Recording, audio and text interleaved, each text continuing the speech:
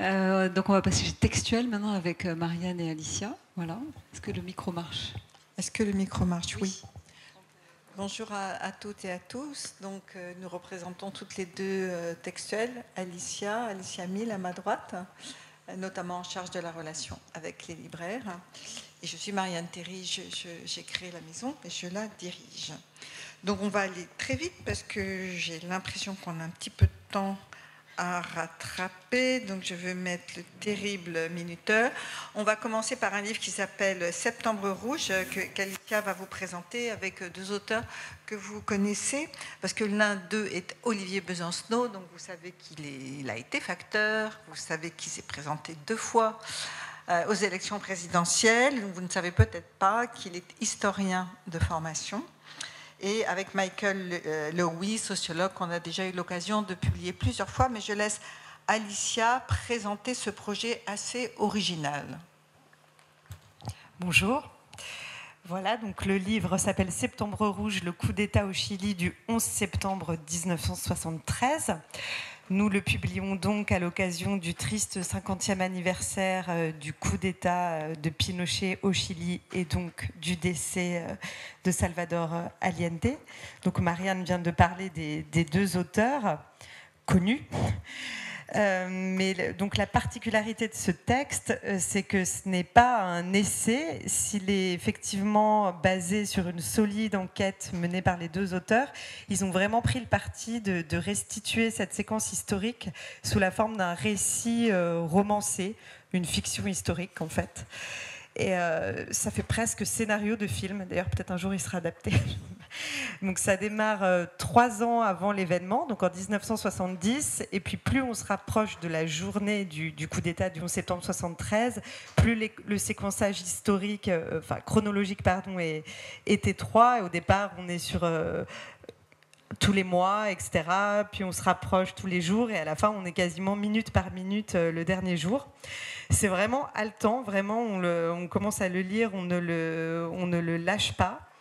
Les acteurs de la gauche chilienne de l'époque sont très bien incarnés dans des personnages qui traversent tout le texte. Alors les personnages de la gauche chilienne, mais également le président Nixon aux États-Unis avec sa garde rapprochée, évidemment le général Pinochet, lui aussi avec sa garde rapprochée, et puis certains membres éminents de l'oligarchie chilienne.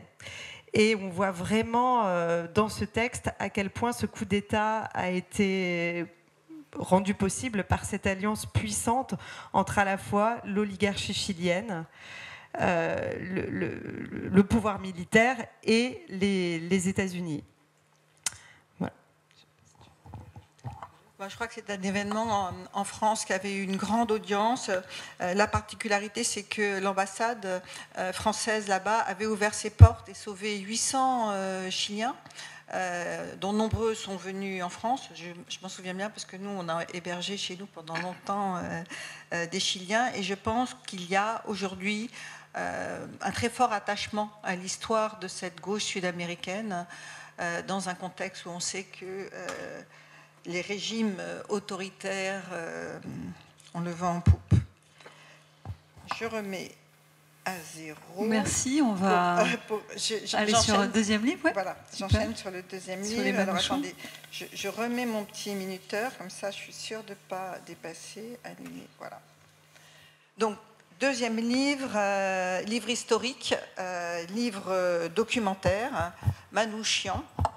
Missak et Méliné Manouchian, 2 orphelins du génocide des Arméniens engagés dans la résistance. Donc on a eu évidemment l'information qu'il était possible qu'ils rentrent tous les 2 au Panthéon il y a environ 8 mois. Donc on a démarré une grosse enquête avec 3 auteurs.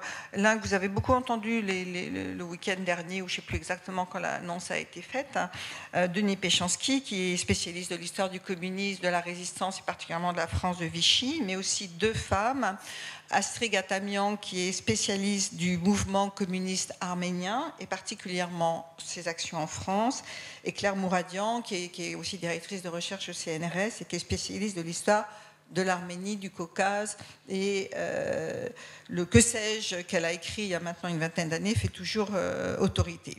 Ce qui est extrêmement étonnant, c'est que ce livre va être enfin le livre de référence sur l'histoire de Missak Manouchian. Il n'y avait pas d'ouvrage historique spécifiquement sur Manouchian.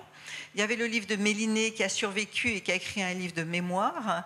Après, il y a eu des livres pour enfants, BD, mais un livre par des historiens, c'est le premier. Et il a été l'objet. Nous avons mené une investigation documentaire extraordinaire grâce aux auteurs, grâce au documentariste qui a travaillé sur le projet. Et malheureusement, il date déjà un peu ces doubles pages que vous voyez là, mais il y a énormément d'inédits de toutes sortes. Une lettre qu'on a retrouvée où c'est à Beyrouth, que le documentaliste a retrouvé à Beyrouth, où Manouchian raconte son arrivée en France. Ils sont donc venus séparément, ils se sont connus au début de la guerre, ils se sont engagés et Manouchian, ils sont tous les deux engagés dans les fameux FTP, francs-tireurs partisans, MOI pour main-d'œuvre immigrée.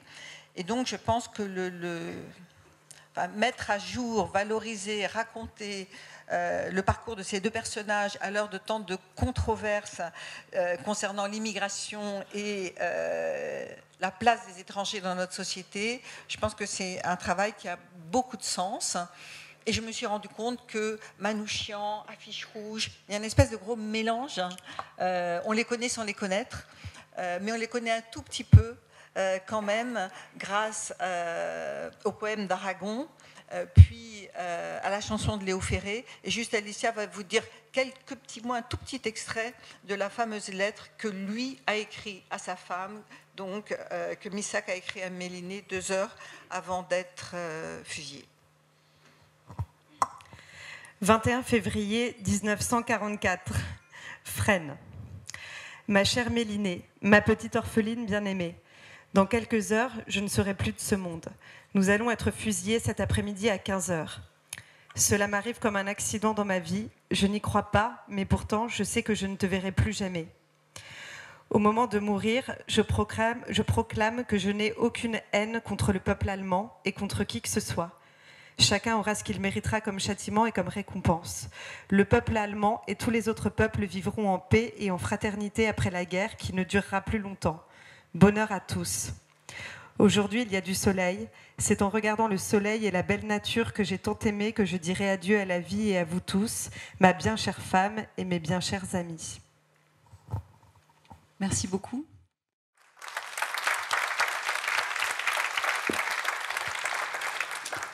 On repart chez Textuel, je crois, hein, avec le méprisant de la République.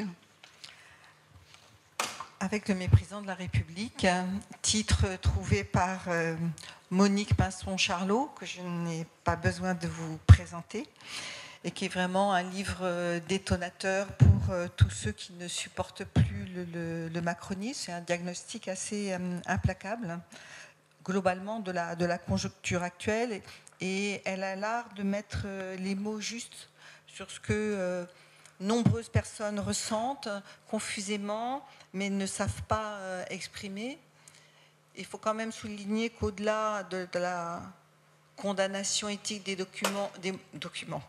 dominants, elle va plus loin. C'est une grande finesse sociologique et elle démontre comment fonctionne ce mépris de classe qui constitue une sorte de catégorie d'analyse scientifique pour mieux penser le présent que nous traversons aujourd'hui. Elle souligne d'ailleurs qu'on n'est pas là avec ce mépris qui déborde sans cesse le président, mais ce n'est pas un problème de caractère, ce n'est pas un problème de tempérament personnel, c'est vraiment ce qu'elle met en évidence, c'est vraiment la violence des mots d'une oligarchie qui aujourd'hui accapare tous les pouvoirs et les richesses. Et elle dit que pour elle, ce dédain élyséen rend visible justement cette violence des ultra-riches, tout en occultant les logiques sociales à l'œuvre. Voilà, 25 ans déjà que cette grande sociologue des riches interroge, ausculte, dissecte des comportements de la classe dominante, ce qu'elle a fait jusqu'à présent avec son mari, Michel, qui n'est plus de ce monde. Donc c'est son premier livre qu'elle signe sans Michel. Et Alicia va vous en lire juste un tout petit passage. Les petites phrases dédaigneuses du président de la République doivent être mises en regard avec la violence de classe de cette petite oligarchie qui s'accapare aujourd'hui les richesses et les pouvoirs. Les millionnaires mènent une guerre de classe dont les champs de bataille sont multiples et concernent désormais ceux qui relevaient du bien commun. La santé, l'instruction, le social et le climat, jusqu'à nos données personnelles grâce à Internet. Le mépris et l'arrogance contribuent à masquer l'arbitraire des rapports de classe. Le recours à la psychologisation du social fait partie de la langue venimeuse des dominants pour humilier afin d'assujettir et d'écraser toute velléité de contestation.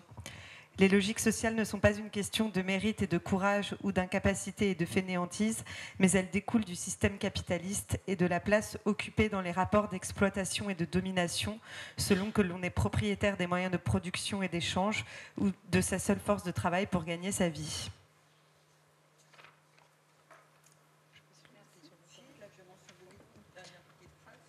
La violence symbolique qui se dégage des différentes formes du mépris de classe peut aboutir à l'acceptation de la brutalité de la domination économique, les patrons et les actionnaires des dynasties des beaux quartiers étant reconnus supérieurs par les derniers de cordée et premiers de corvée. Mais la contestation collective de l'exploitation de classe, depuis l'arrivée d'Emmanuel Macron à l'Élysée, semble avoir favorisé la prise de conscience des dominés qui n'hésitent plus à mettre les dominants sur le pied de guerre.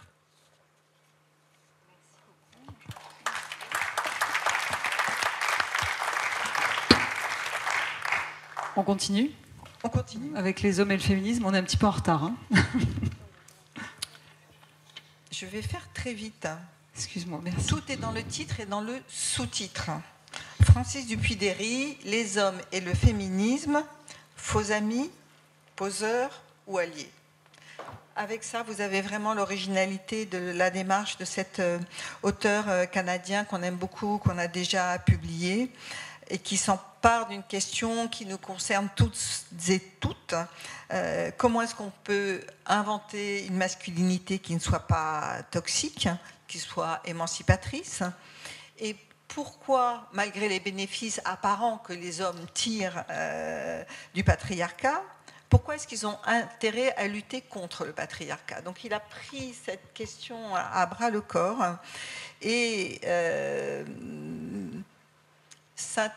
interroge sur comment être un allié sans verser dans le paternalisme, par exemple, qui est une des formes classiques du patriarcat. Comment est-ce qu'on peut prendre la pose sur la photo, mais devenir finalement repartir dans son camp retranché. Voilà, il s'attache à des questions assez épineuses, avec beaucoup d'intelligence, avec une matière d'enquête passionnante, et il termine son bouquin par une espèce de guide pratique qui est assez rigolo à l'usage des hommes qui se veulent féministes et par quelques confidences, donc autoconfidences. C'est un excellent bouquin, il sera là fin octobre pour la promo du livre. C'est en plus quelqu'un d'une faconde, d'un humour, d'une sympathie, avec un magnifique accent canadien. C'est vraiment un excellent bouquin et je suis très heureuse de pouvoir le prendre parce qu'on cherchait justement avec quel homme, qui serait intéressé et Dupuy-Derry est vraiment la bonne personne et il voulait éventuellement appeler les hommes pro-féministes et finalement je trouve que le titre qu'il a choisi avec ce sous-titre est vraiment bien trouvé. Donc je passe sur le sommaire du bouquin et j'enchaîne sur le pain. Ah, on voit les auteurs et on voit, voilà. Pain, rose et liberté, une histoire politique du pain. Voilà une bien drôle d'idée de s'intéresser au pain sous cet angle politique. C'est d'ailleurs la première histoire illustrée du pain dans sa dimension politique, dans sa dimension sociale, dans sa dimension économique. Et il place le pain au cœur de notre histoire. Alors, je ne sais pas si on va voir le sommaire. Ah oui, non, je ne sais plus s'il va arriver. Mais on démarre en 1100 jusqu'aux années 2000. Donc, c'est sur la très longue période, dans un ouvrage magnifiquement illustré. Alors, pour vous le situer, il est un peu comme... ces petits gros qu'on aime bien faire, l'histoire des luttes environnementales, par exemple. Merci Nelly, ou il y a plus longtemps, l'histoire de l'anarchie. Donc il est construit d'une façon extrêmement vivante, avec des séquences de double page, un texte, un récit, un document. La recherche iconographique est absolument splendide, et donc en 5 chapitres chronologiques, les auteurs montrent à quel point le pain est au cœur de notre vie politique, des famines et des révoltes paysannes avant la Révolution, pendant la Révolution. Au XIXe siècle, le pain est partout au cœur des slogans, du pain ou du plomb, du pain ou la mort, du travail ou du pain. Bref, jusqu'à la crise aujourd'hui avec la guerre en Ukraine et le très compliqué problème d'acheminement des farines. Voilà, donc une iconographie extraordinaire, un angle très original avec 2 formidables auteurs. Donc, Colline, elle est spécialiste de l'histoire de la pâtisserie, et Denis Saillard est historien des pratiques gastronomiques. Merci beaucoup. Je propose que Stéphane et Mathilde nous rejoignent, si vous voulez bien, puisqu'on va On a fini. J'ai tenu... continuer avec la fabrique des animaux.